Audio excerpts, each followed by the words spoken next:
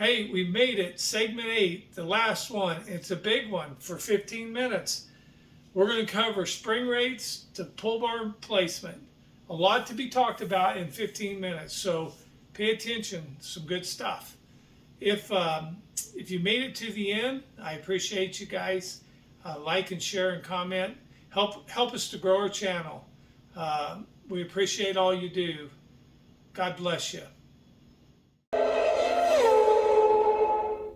Alan Bradley says, what spring rate would you think is good for an IMCA stock car super slick track with average banking? All the way around? What spring, well... He didn't call out no corner. Okay, so I'm going to say this. 950 right front, 1050 left front, 225 left rear, and a 225 right rear, and 125 left rear. I'd preload the left rear. I'd be running 450 on the load on the right rear. And here again, you're going to have to run at ride heights.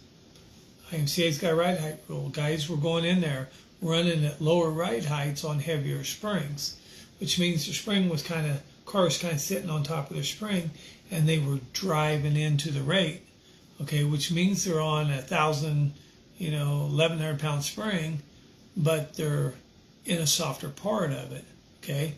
So they're not sitting on, 900 pounds of static load and then compressing from there. They're sitting on, 150 pounds of static load.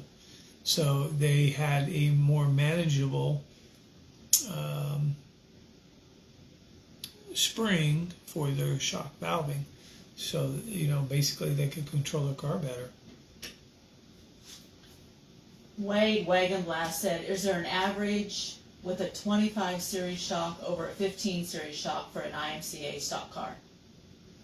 Advantage. Advantage, Yeah. yes, sorry, advantage. Yes, I do think there is.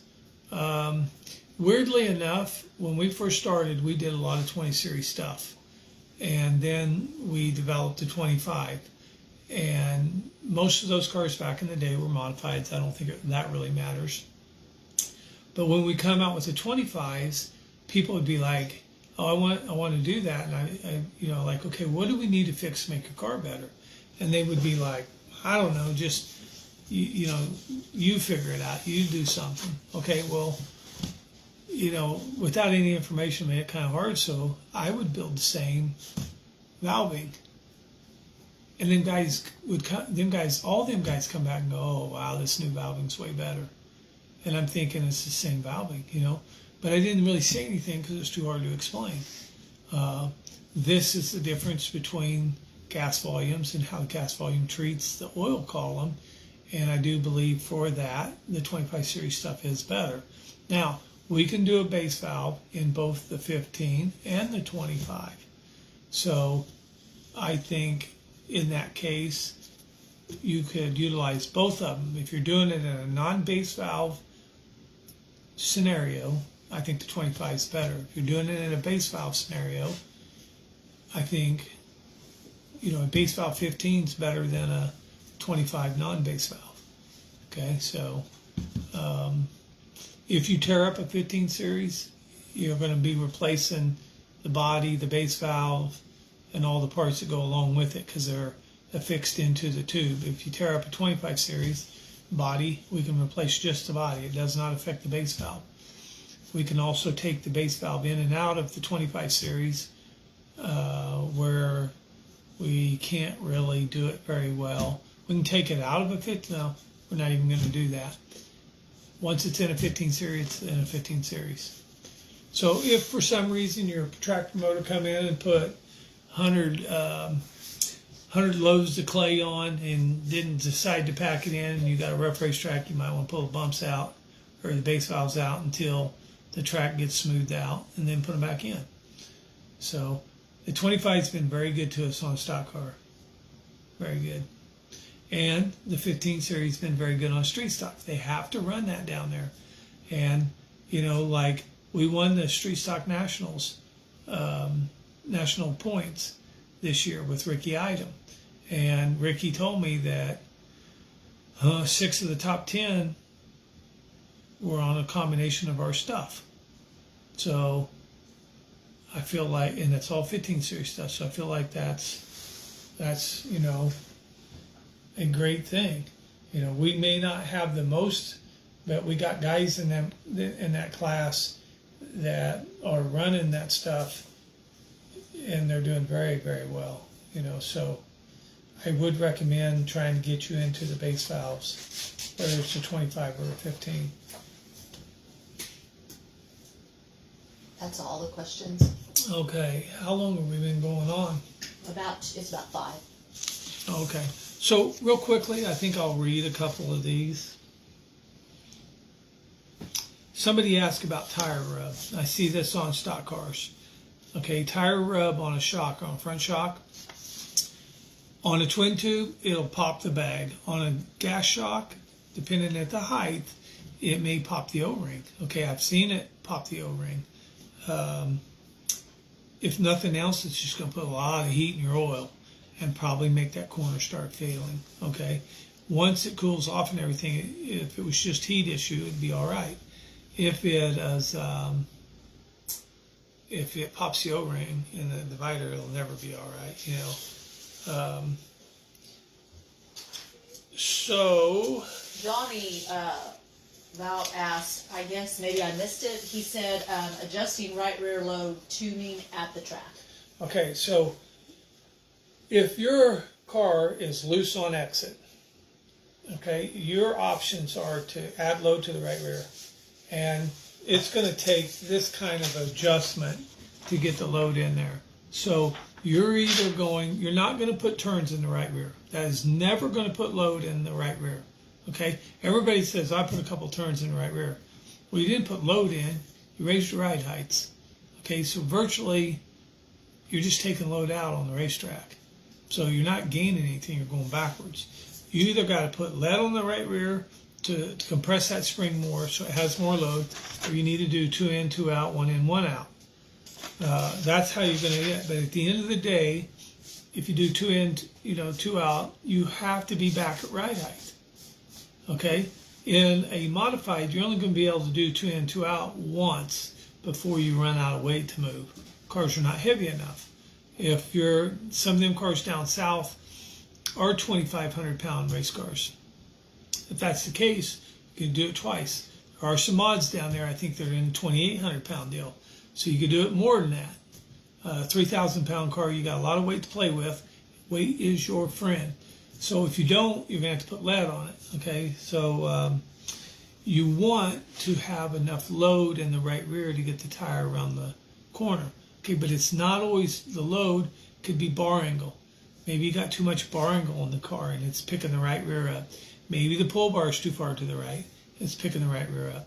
So when you accelerate, your car is going to want to climb. Okay, your body is going to roll over the center of gravity, over the roll center in the rear. So just say it's going to pivot over the J bar, Panhard bar, whatever you have. It's going to pivot over it. So it's going to look different on the outside than it's going to look on the underside. So the car is climbing. So as soon as you accelerate, it's not squatting. It's going up. It wants to get off the springs because that's how it's designed. So you can body roll. Body roll is nothing. It means nothing. You got to have that load on that tire. And that load on that tire is there because that spring is stopping that roll. So when you're on a real soft spring, it'll roll over. Increase your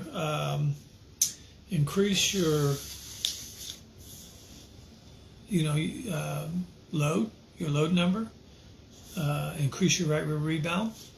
Lower your upper rod. Lower, on a 3-link car, lower your rod, your lower rod. Maybe make sure your pull bar is in the center. Cars where you have to be in the center, well, the pull bar is not an option. Maybe it's just rod lengths, which is getting deep into your chassis design.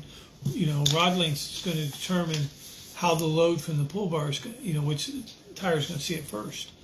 But basically, if you just kind of look at it like you know, if I'm loose on exit, I'm running out of load on the right rear.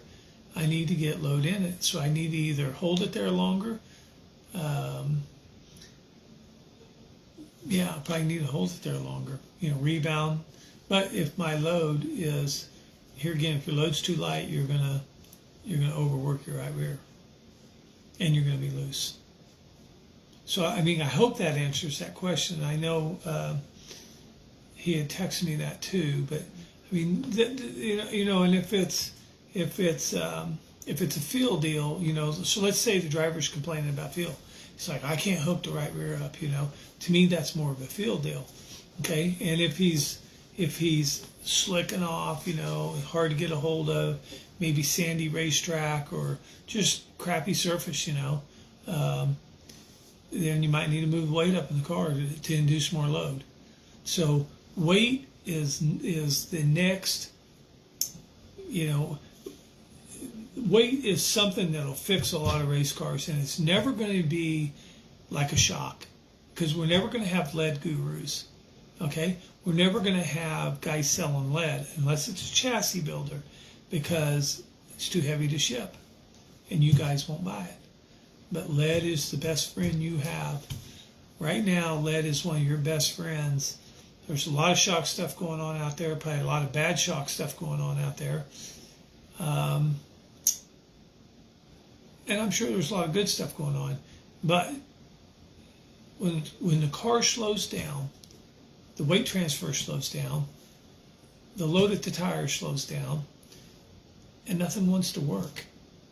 You know, so we've said it our whole careers. The harder you drive it, the better it is. And why is that? Okay, that's the answer. Any other questions?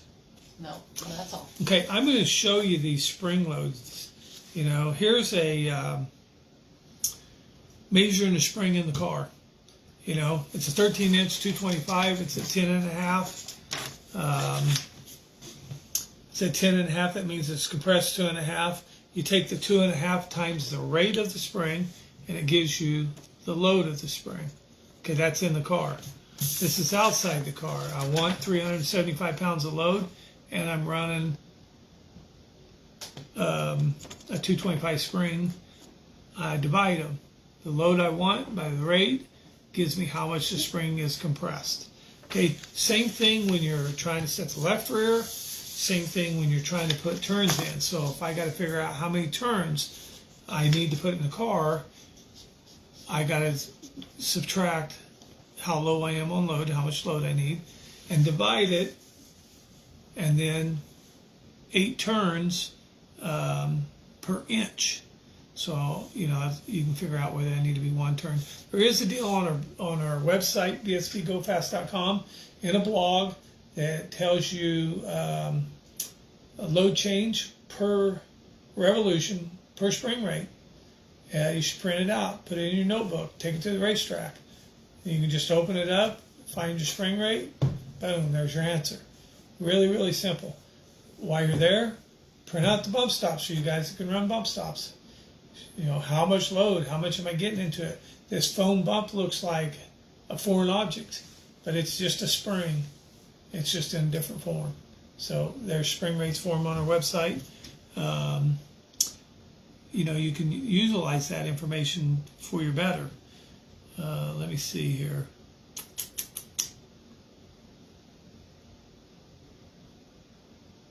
We didn't really, I was going to talk a little bit about the 2512. The 2512 is a dual zone shock. Here it is. And what that means is we can dictate where the bleed's going to be and where the bleed's not going to be, or how much bleed's going to be in the shock. So we can create one zone that's very soft and one zone that's very stiff. And generally we're doing this in the right front on the rebound. So here is the same shock dynoed in both zones. The top one is about a 7 rebound, and the bottom one is about 15 rebound. So in this scenario, it doesn't really matter if you got too much rebound, because you're going to get weight transfer back to the rear tires. because you're going to pull out of that stiff zone back into a bleed zone, and that's going to transfer weight. So if it was a conventional shock, then it's going to, it's always going to try to hold the car or hold load in the right front. It's always going to rob some drive away from the rear. So here's kind of the best of both worlds, where I can have turnability in my car but still have drive. Okay, just another tool we have to help you guys to try to tune your cars, make them better, and get your car around the racetrack. Another tool that we have, and we'll be wrapping this up, another tool we have is our Team Gofast program. So we have a program that I am constantly trying to make better. So this year, it seemed like didn't get to work at improving the program as much as I'd hoped due to other things, and so it's a program that allows me and you to work together. Okay, you don't have to join it. If you buy shocks from us and you need help, pick the phone up and call. You're going to get help. That's what we do. If you're on the program, it makes the help I give you maybe better and faster.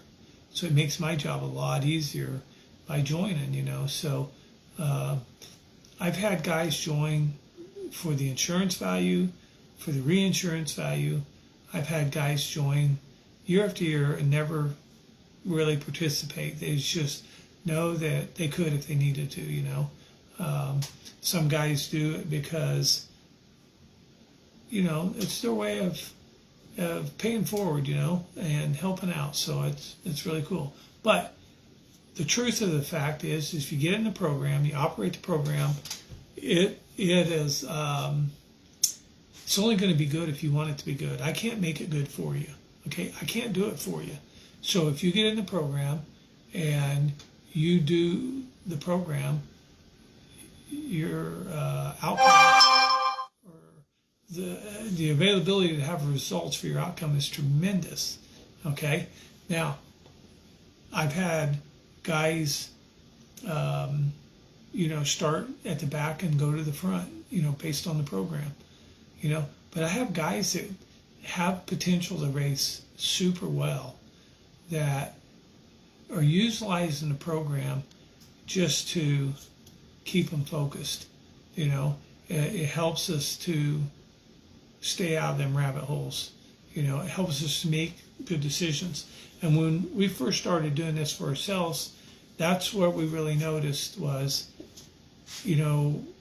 our decisions were great. Our actions towards those decisions were poor, but we had to put it on paper in order to see it or figure it out. So the program's really good. You can go to bsvgofast.com. The homepage, there's a link at the bottom. There's multiple pages of information, not explained the best in the world. I feel like it could be better. I always feel like it could be better, but you can pay for it there. You can sign up for it there. You sign up, you just fill out some general information, and then you pay for it, and then we'll spool all that and get you signed up. We have a private website for our team members, and that allows you to go in there and put your setup information in, some lap timing, some right rear stuff,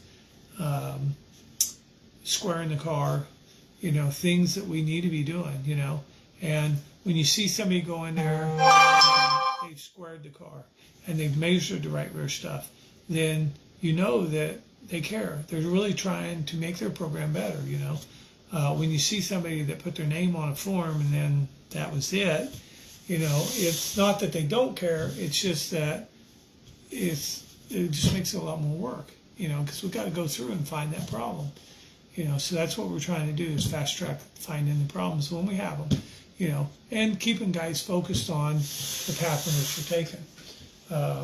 Multiple national champions have come out of that program, and there's no reason why. There's no embarrassment. It's not for beginners. It's for everyone. Everyone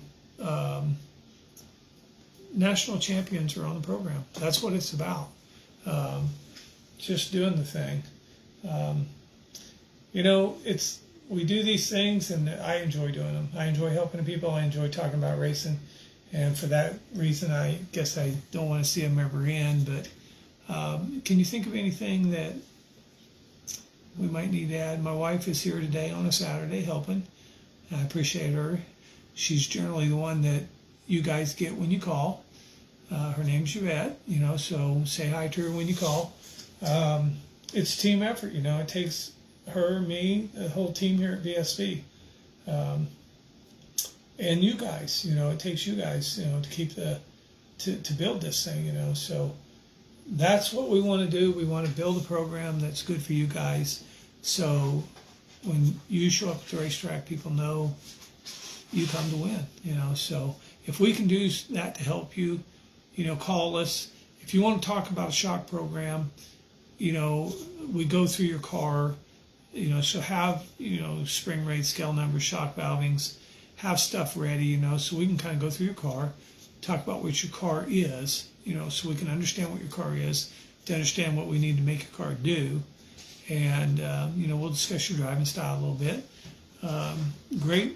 Great stuff going on. Not enough hours in the days to do all the stuff that needs to be done, so I think we have some super, super good product. And we just need to let more people know we got it. So if you want to call it 620-326-3152, that's the shop phone. Monday through Friday, we're gone hour at lunch, 8 to 5. Saturdays, if you join the team, you get my cell number. It's no big secret, it's out there. If you want to text me on Facebook Messenger, if you got questions, just text me. If there are highly complex questions, I may have to call you to explain it. But 620-326-3152 is our number. J Neal on Facebook, bsbgofast.com. I don't know what else to say. It's a Saturday, it's cold, and racing season's just around the corner, so we need to be getting those things lined out for this season. So again, thanks. I appreciate the questions. I hope it helps. There's always many ways to skin a cat. If you want to ask one more, we got one more. Okay, we got one more question. Okay. Where is the best mount, Dylan Thomas, where is the best mounting place for the pull bar, further forward on the chassis or closer to the rear end? Oh, okay, so this depends on, so it's where we mount the pull bar. This depends kind of on where you're racing, the tire you have, and the amount of grip you have in the racetrack. So in this region, west, so basically from the Missouri state line west, we need to be probably 2.5 inches forward. Okay, from the Missouri state line to Ohio, we can be behind. It's going to also require more spring rate. It's also going to require more spring change of the pull bar. From Ohio on east, you probably need to be back into the, as you get to that Ohio line, you start needing to come back to center. And in that area, you need to be, you can't race Skyline and be behind. You're going to have to be in front. Okay? The position of that pull bar dictates the load. So the pull bar is not going to make load mysteriously and add it to your car. Okay? It's only going to make the load that's available to your car, and it's going to put it to the tire. So you can make a bunch of load if your tire can't handle it. I can go up here in the dust and get 3 inches of pull and spin the tires all over the racetrack because it's going to produce the load. Now, can the tire handle the load? And the question's always no. So it's really that's why we need to work at moving the pull bar kind of forward and aft in the car as an adjustment, more so. But most generally, IMCA car needs to be 2.5 forward. UMP cars got better tire, better dirt, better moisture, depending on quarter-mile racetracks, a lot of little tracks over there, so they can run, a pull bar that's going to hit a whole lot harder. And then again, you start getting Ohio, Pennsylvania, New York, North Carolina, you guys need to be back in that 2.5-inch forward area.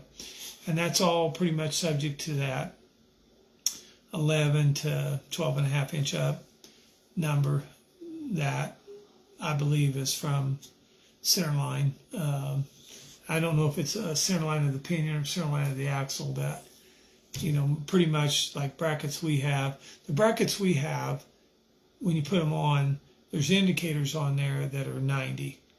Okay, 8 degrees of pinion, those are 90. And then we're 2.5 forward, 2.5 back in center line. So it makes it real simple. We're building some front brackets. We already got them built. Allows for height adjustment, arc adjustment, a range of angles, like I can't remember, but, pretty much flat to, out there 24 or 5 degrees. So check that stuff out. If you got questions, you can ask questions to this. We'll try to continue to monitor it. We'll upload this to our YouTube channel and try to break it down into sections of what we talked about when we talked about it, because I know nobody wants to sit through 2 hours of to find out one question. So we'll try to break it up a little bit. Again, if you have questions, call on Monday.